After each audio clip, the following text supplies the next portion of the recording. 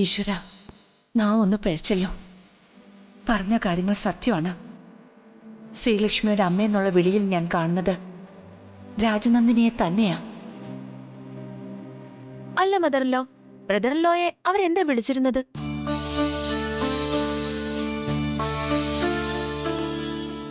പറയും മദർലോ. അവള് മോനെ വിളിച്ചിരുന്നത് രവിയെന്നായിരുന്നു. ആ വിളിയിൽ രവിയോടുള്ള എല്ലാ സ്നേഹവും ഉണ്ടായിരുന്നു. രവി രാജനന്ദിനിക്ക് മാത്രം സ്വന്തമായിരുന്നു എന്ന് ആ വിളി കേൾക്കുമ്പോൾ എനിക്കും തോന്നിയിട്ടുണ്ട്. അപ്പോ പറഞ്ഞ പോലെ ആണെങ്കിലേ ശ്രീലക്ഷ്മിയും ചേട്ടായി രവി എന്ന് തന്നെ വിളിക്കട്ടെ. അയ്യോ സാർ, ഞാനോ? അല്ല പിന്നെ ചേട്ടായി, ശ്രീലക്ഷ്മിക്ക് എപ്പോഴെങ്കിലും അങ്ങനെ വിളിക്കണമെന്ന് തോന്നിയാ ചേട്ടായി ഒന്ന് സമ്മതിച്ചു കൊടുത്തേക്കണം കേട്ടോ. ശ്രീലക്ഷ്മി എന്നെ എന്ത് വിളിച്ചാലും ഞാൻ ഓക്കെ. പക്ഷേ ശ്രീലക്ഷ്മി ശ്രീലക്ഷ്മിയായിട്ട് തന്നെ ബിഹേവ് ചെയ്യണമെന്ന് എനിക്ക് പറയാനുള്ളൂ. ചേട്ടായി, ചേട്ടായി ശ്രീലക്ഷ്മി പേര് വിളിക്കുന്നു എനിക്ക് തോന്നുന്നില്ല. ശ്രീലക്ഷ്മി എപ്പോഴും രവി സാർ രവി സാർ എന്നേ വിളിക്കൂ. ഇവിടത്തെ ആണുങ്ങളെല്ലാം സാറുമാരും സ്ത്രീകളെല്ലാം മേടവാ. അതാ ശ്രീലക്ഷ്മിയുടെ ഒരു ലൈൻ. അമ്മയുടെ ഭാഗ്യത്തിനാ അമ്മയെ അമ്മ മേടം ഒന്ന് വിളിക്കാതിരുന്നത്.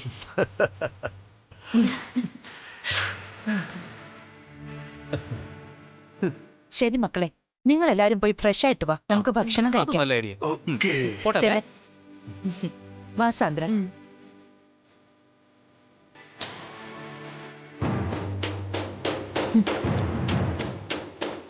ചിരിച്ചോ? ഇപ്പൊ എല്ലാരും ചിരിച്ചോ? എന്റെ ഫോണ് കിട്ടേണ്ട താമസേ ഉള്ളൂ. ഈ ചിരി മാറ്റി ഞെട്ടലാക്കി തരാം ഞാൻ. ഇനി രാജനന്ദിനി എന്ന് പറയുന്ന അവതാരം ഇവളെ പോലെ തന്നെയാണ് ഇരിക്കുന്നത്.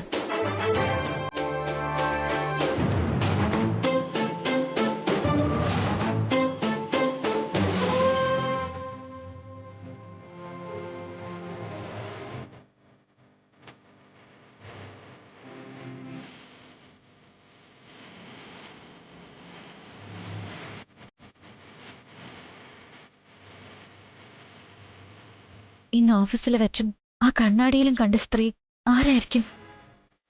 എന്റെ ഫോട്ടോ കണ്ടിട്ട് രാജനന്ദിനിയെ പോലെ അമ്മയ്ക്ക് തോന്നിയെന്ന് പറയുമ്പോ അതിനർത്ഥം എന്നാലും ആ ഡയറി എവിടെ പോയി?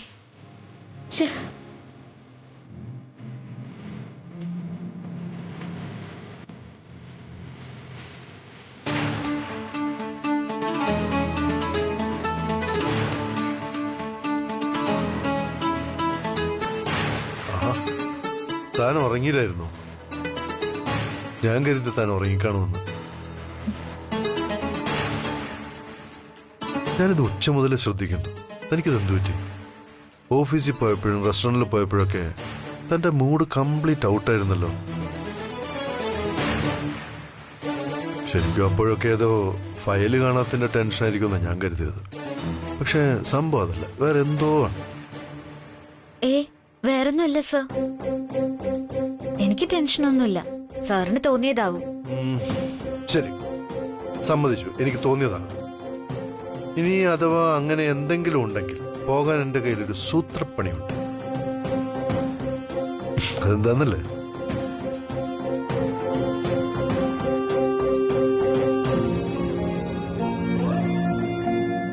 ആദ്യ ചുംബനത്തിനേക്കാൾ ഭംഗി അത് തരുന്നതിന് തൊട്ടു മുമ്പുള്ള ഈ നിമിഷങ്ങളാണ്. നിശ്വാസങ്ങൾ തമ്മിൽ കൂട്ടിമുട്ടുന്ന ഈ നിമിഷം, അതാണ് ചുംബനത്തിനേക്കാൾ മനോഹരം.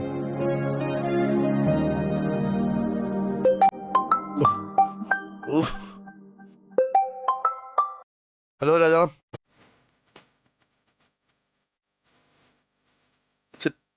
പൊട്ടത്തലയോ വെച്ചിട്ട് പോടാ. ഇത് പറയാനാണോ ഇപ്പൊ എന്നെ കൂടെ വിളിച്ചത്? ഒന്നുമില്ല, നീ ഒന്ന് വെച്ചിട്ട് പോ. ശ്യാമിനി നീ എന്റെ ഓഫീസിന്റെ പരിസരത്തായിട്ട് പോലും. നിന്നെ കൊല്ലും അവനെ കൊല്ലും, മനസ്സിലാക്കണം? മൊട്ടത്തലയാ. കലാപരിപാടിയിൽ തടസ്സം നേരിട്ടത് ഖേദിക്കുന്നു. അതെ, ഉറങ്ങാനുള്ള ഉദ്ദേശമൊന്നും ഇല്ല. എൻ്റെ ഉറക്കമൊക്കെ പോയി. ആണോ? എങ്കിൽ ഇവിടെ ഉണർന്നിരുന്നോ, ഞാൻ കിടക്കാൻ പോവാ. ആ ഇവിടെ വാ. അതിനെങ്ങോട്ടാ? ഇവിടെ ഇരിക്ക്. നമുക്ക് എന്തെങ്കിലുമൊക്കെ കൊച്ചു വർത്താനം പറഞ്ഞിട്ടിരിക്കാം. ഛേ, നല്ല മൂടായിരുന്നു. ആ രാജാറാമ നശിപ്പിക്കുകയും ചെയ്തു. അങ്ങനെയാണോ? എങ്കിലേ ഞാൻ സാറിന് നല്ലൊരു കഥ പറഞ്ഞു തരട്ടെ. ആഹാ, ഇനിയും കഥകളുണ്ടോ തൻ്റെ കൈവശം? പ്രേമിക്കുന്ന കാലത്ത് കഥകൾ കേൾക്കലായിരുന്നല്ലോ എൻ്റെ പ്രധാന ജോലി. തൻ്റെ ഈ പ്രായത്തിനകത്തുള്ള കഥകൾ മുഴുവൻ ഞാൻ കേട്ടിട്ടുണ്ട്. ആ, വെറൈറ്റി കഥയാണെങ്കിൽ പറയ്, ഞാൻ കേൾക്കാം. ഇത് കല്യാണത്തിന് മുന്നേ ഞാൻ പറഞ്ഞ കഥകൾ പോലല്ല, കല്യാണത്തിന് ശേഷം ഞാൻ മനസ്സിലാക്കിയ കഥയാ. ആ, കഥയ്ക്ക് മുന്നേ താൻ വേറെ കഥ പറയാതെ പറയാൻ വന്ന കാര്യം പറയേ. പറയാം സർ.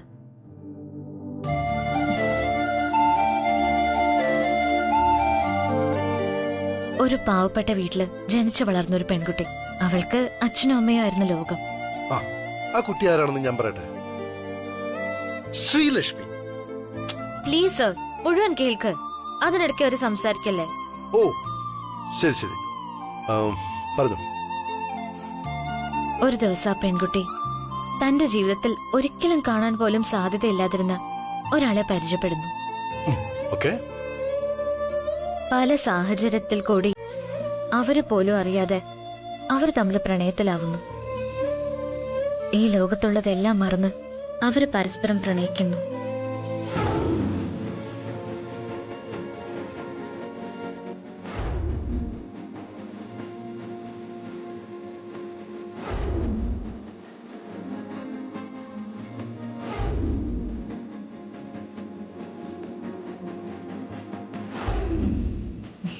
അങ്ങനെ ഇണങ്ങിയും പിണങ്ങിയും എല്ലാ തടസ്സങ്ങളും അതിരുകൾ ഭേദിച്ച് അവര് വിവാഹം കഴിച്ചു.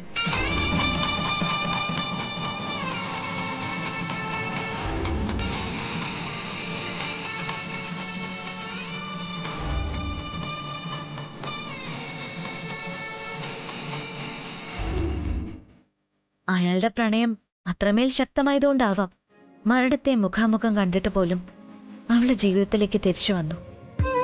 അവരെ രണ്ടാളും സന്തോഷത്തോടെ ഒരുമിച്ച് ജീവിച്ചു തുടങ്ങി.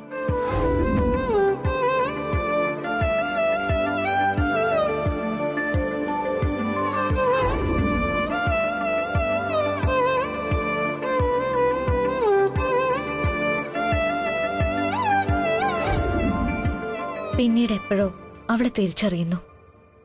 അയാളുടെ ആദ്യ ഭാര്യയുടെ പുനർജന്മമാണ് ഇപ്പൊ കല്യാണം കഴിച്ച പെൺകുട്ടിയെന്ന്. അതെ അതെ സർ, സാർ നേരത്തെ പറഞ്ഞത് ശരിയാ.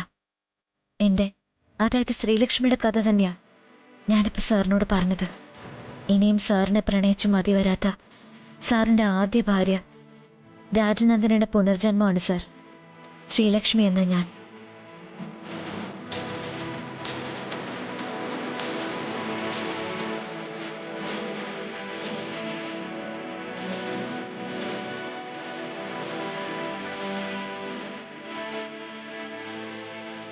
ഞാൻ പറയുന്നത് കഥയാണെന്ന് കരുതിയ സാർ കേൾക്കാൻ ഇൻട്രസ്റ്റ് കാണിക്കാതെ ഉറങ്ങിയത്.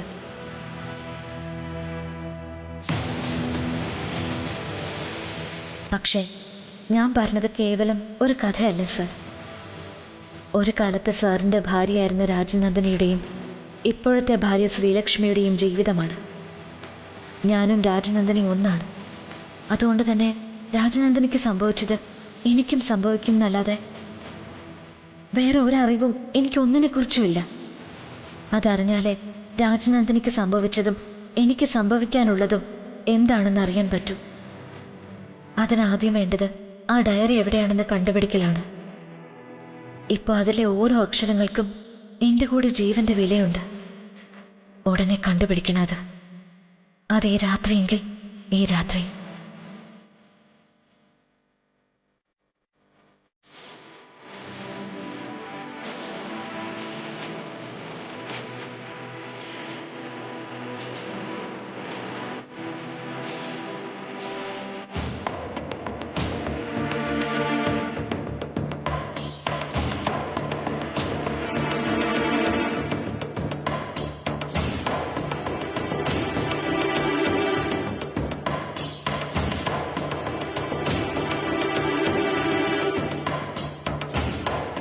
എന്താ സാന്ദ്ര, ഉറങ്ങാനുള്ള പ്ലാനൊന്നുമില്ലേ? എനിക്ക് എന്തോന്ന് പ്ലാൻ മാഡം? പ്ലാനിങ്ങും അത് വർക്ക്ഔട്ട് ചെയ്യാനുള്ള ഓട്ടവും ഒക്കെ മാഡത്തിനല്ലേ? ആ, അതെനിക്കങ്ങ് സുഖിച്ചു കേട്ടോ. സാന്ദ്ര എന്നെ നല്ലപോലെ മനസ്സിലാക്കിയിട്ടുണ്ട്. ഞാൻ തോറ്റുപോവേ ഉള്ളൂ മാഡം. ഓന്തിനെ പോലെ സാഹചര്യത്തിനനുസരിച്ച് നിറം മാറാൻ കഴിവുള്ളതുകൊണ്ട് മാഡത്തിനെ പൂർണ്ണമായും മനസ്സിലാക്കാൻ എനിക്കെന്നല്ല, ഈ ലോകത്ത് ആർക്കും പറ്റുമെന്ന് എനിക്ക് തോന്നുന്നില്ല. ഹ, അല്ലെങ്കിലും നമ്മളെ പൂർണ്ണമായി മനസ്സിലാക്കാൻ ആർക്കും അവസരം കൊടുക്കാതിരിക്കുന്നതാണ് സാന്ദ്ര നല്ലത്. പിന്നെ ഞാൻ ഓന്തിനെ പോലെ ആയതുകൊണ്ടാണ് എനിക്ക് ഈ വീട്ടിൽ ഇപ്പോഴും പിടിച്ചു നിൽക്കാൻ പറ്റുന്നത്. അല്ലെങ്കിൽ ശ്രീലക്ഷ്മിയുടെ ആജ്ഞയ്ക്കനുസരിച്ച്